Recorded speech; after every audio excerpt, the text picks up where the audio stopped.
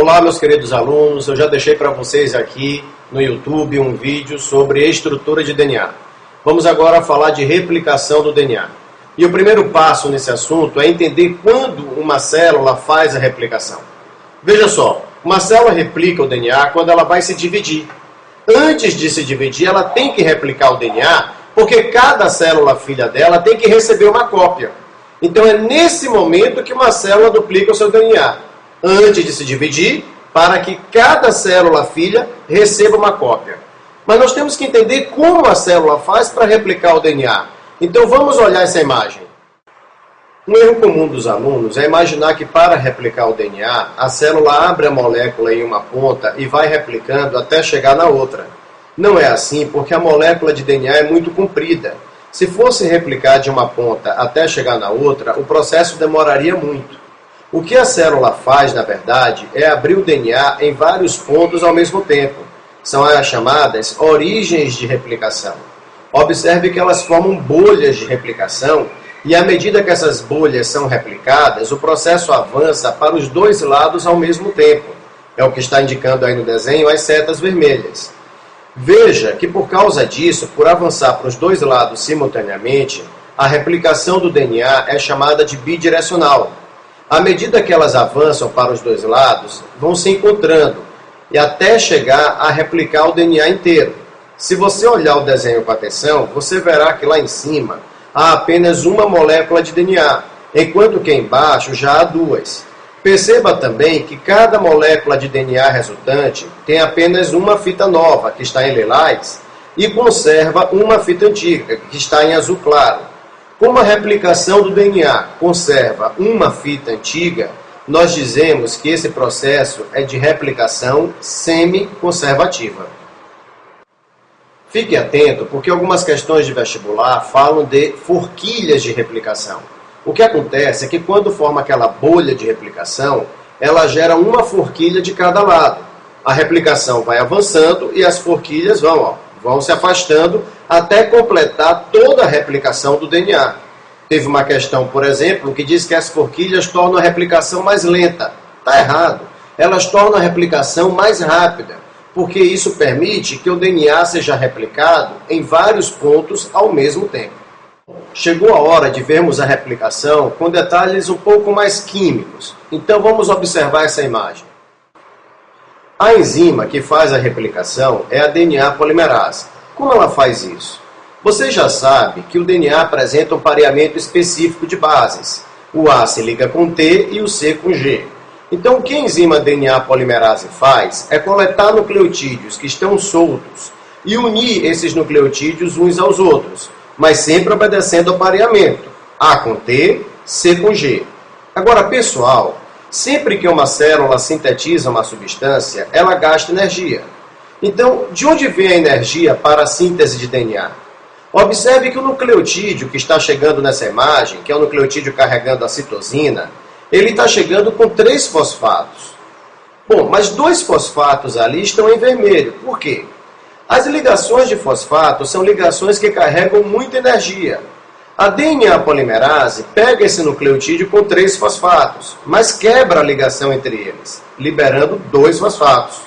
A quebra dessa ligação, que libera 2 fosfatos, libera energia que a enzima DNA polimerase utiliza para unir um nucleotídeo ao outro.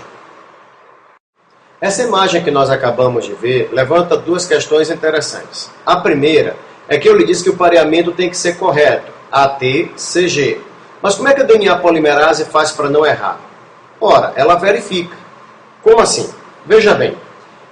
A DNA polimerase, digamos que é pareada aqui um A com um T. Aí ela dá um passo à frente. Só que antes de colocar o próximo nucleotídeo, ela dá um passo atrás para conferir se o que ela fez está correto. Se estiver correto, tudo bem. Ela vai para frente e acrescenta um novo nucleotídeo. Se não tiver, ela corrige o que ela fez. Então, sempre antes da DNA polimerase acrescentar um novo nucleotídeo, ela confere o par que está atrás. Só que isso gera um problema. Se ela tem que conferir um par que está atrás, ela então não é capaz de começar a síntese de DNA quando o DNA está em fita simples.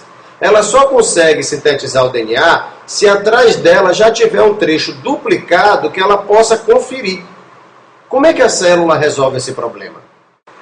Para resolver essa questão, uma outra enzima entra em ação, é a enzima primase.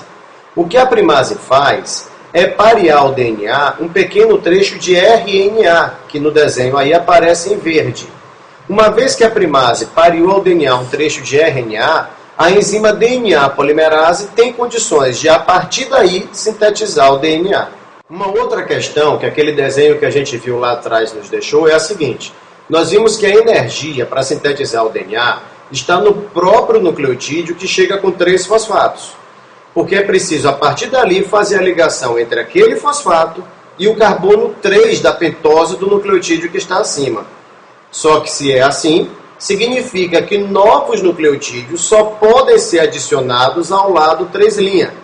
Ou seja, o DNA novo só pode crescer do sentido 5', 3'. Observe a imagem.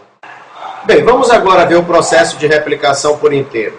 Primeiro passo. Na frente vai uma enzima chamada helicase. Ela está aí no desenho em laranja, lá na frente abrindo a dupla hélice. O papel da helicase é esse mesmo, abrir a dupla hélice. A fita de cima, nesse desenho, é a chamada fita líder. Ela recebe o nome de fita líder porque ela está na orientação correta.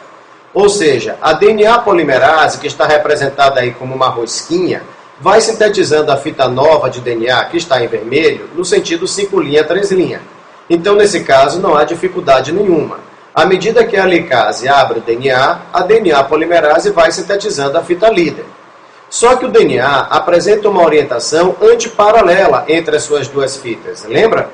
Isso significa que se uma fita está na orientação correta, a outra não está. Na outra fita, que é a fita de baixo aí no seu desenho, nós damos o nome de fita retardada. Nesse caso, é preciso fazer um primer, que está em verde, e sintetizar um trecho de DNA no sentido contrário ao sentido para onde a helicase está indo.